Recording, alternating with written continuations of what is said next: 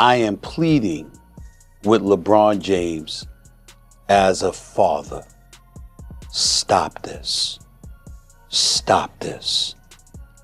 We all know that Bronny James is in the NBA because of his dad.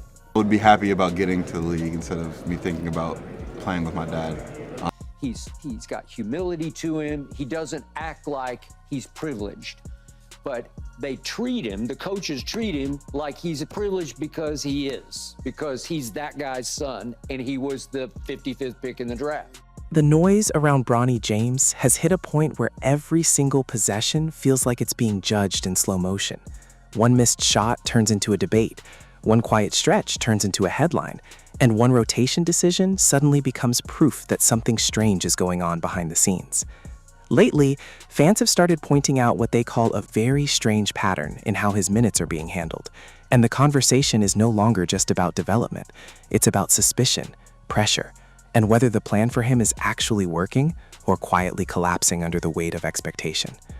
And when you look closely at how fast the reaction cycle is moving, it almost feels like people aren't watching a rookie development path anymore. They're watching a legacy being stress-tested in real time.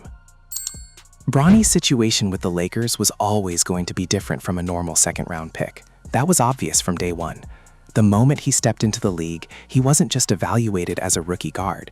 He was immediately placed under a microscope that usually belongs to all-stars and franchise cornerstones. Every time he's been on the floor in summer league, preseason, or short NBA stints, the reaction has been split between two extremes. People either overhyping every positive possession or overanalyzing every mistake like it's a final judgment. And now that his role has fluctuated between NBA rotation looks and developmental assignments, fans have started asking why there isn't a stable pattern, why the minutes change, why the rhythm looks inconsistent, why one night he's visible and the next night he's barely used at all. That's what I say, even when he was missing shots, if you see the shots he's taking, he know what he's doing, right? He's creating the space, he has a setback, he's just not used to it yet. That's where the conversation starts to shift from performance to perception. Because when you actually break down what's happening, Bronny isn't being treated like a traditional rookie learning a system. He's being developed in fragments, short bursts of opportunity, situational usage, and controlled exposure. In some stretches, he looks more comfortable defensively, staying engaged off the ball, moving within structure, making simple reads. In others, the offensive aggression isn't fully there yet, and that's where the criticism spikes. The numbers people throw around online, limited scoring outputs, low usage, short NBA minutes compared to extended G League reps, get used as evidence that something is off. But that framing ignores how modern player development actually works for young guards who are still adjusting to NBA speed. I am pleading with LeBron James as a father. Stop this. Stop this. We all know that Bronny James is in the NBA because of his dad. And this is where things start to feel familiar if you followed any high-pressure sports development story. It's the same pattern you see in structured competitions where reps are divided, evaluated, and constantly rotated to test growth rather than reward immediate production. Think about training camp environments where players aren't just given a role, they earn it in real time through repetition. The public sees one or two sequences and assumes a hierarchy, but internally, everything is still fluid. Coaches aren't looking at isolated moments. They're tracking consistency, decision-making, response to mistakes, and adaptation under pressure. That's exactly what Bronny is going through right now, even if the outside world is interpreting it as instability. What fans are calling strange usage is actually closer to controlled exposure. One game he might get extended run in a developmental setting. The next he might be pulled back into a limited NBA role where the focus is defense and ball movement rather than scoring. That inconsistency isn't necessarily confusion, it's testing. But in today's media environment, testing looks like uncertainty, and uncertainty turns into narrative fuel. And once that starts spreading online, every possession gets filtered through suspicion instead of context. Suddenly, a missed shot isn't just a missed shot, it's a referendum on readiness. He's in that locker room with his dad, who happens to be one of the greatest players in the history of basketball.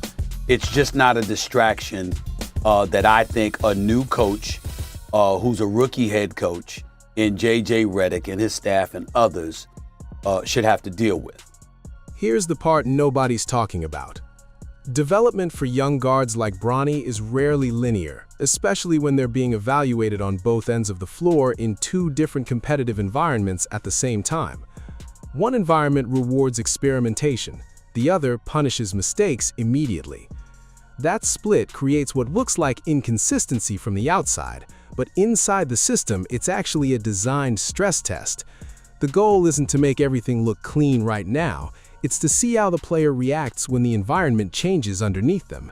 And that's where most of the public interpretation completely misses the point.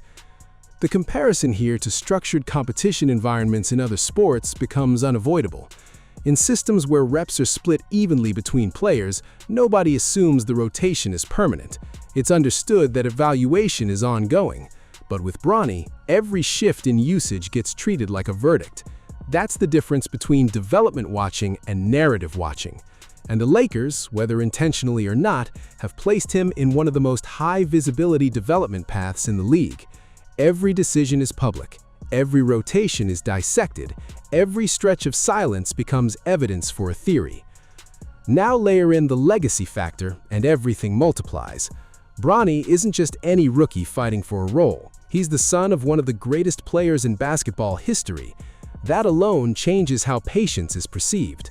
For most rookies, inconsistency is expected. For him, inconsistency becomes controversial. If he plays well in short bursts, people ask why he isn't playing more. If he struggles, people question whether he belongs at all. There is no neutral interpretation available for him right now. Everything is amplified through the lens of his last name. And that pressure creates a different kind of development challenge, because when you're constantly being evaluated in extremes, the temptation is to play safe or overforce moments just to prove something. That's one of the biggest mistakes young players make under this kind of spotlight. They start playing for perception instead of playing within the system. Instead of reading the game naturally, they start trying to manufacture highlight moments to quiet criticism. And ironically, that usually slows development instead of accelerating it. Meanwhile, inside the Lakers structure, the actual focus is much simpler than the outside noise suggests. It's about defensive reliability, decision-making speed, and whether Bronny can consistently operate within spacing and ball movement principles at NBA speed. Offense will come later. That's typically how developmental guards are built when they aren't primary scoring options. But the public conversation rarely waits for that timeline. It wants immediate validation, immediate production, immediate clarity on whether a player is working out or not. And that's where the tension keeps building. Because the more the Lakers manage his minutes carefully, the more fans interpret it as hesitation. The more he splits time between environments, the more people assume confusion. But from a developmental standpoint, it's actually a common approach for players transitioning from college-level rhythm into NBA-level speed. The problem isn't necessarily the plan, it's the visibility of the plan. At the same time, the legacy angle looms over everything. LeBron James has spent 2 decades building a standard that exists outside of normal basketball expectations. So when Bronny steps on the floor, he isn't just compared to other rookies, he's compared to an entire era of greatness. That comparison is unfair in a developmental sense, but unavoidable in a media sense. It creates a situation where every step forward has to be measured against an impossible reference point. And yet, there are signs that the foundation is being built, even if it isn't flashy.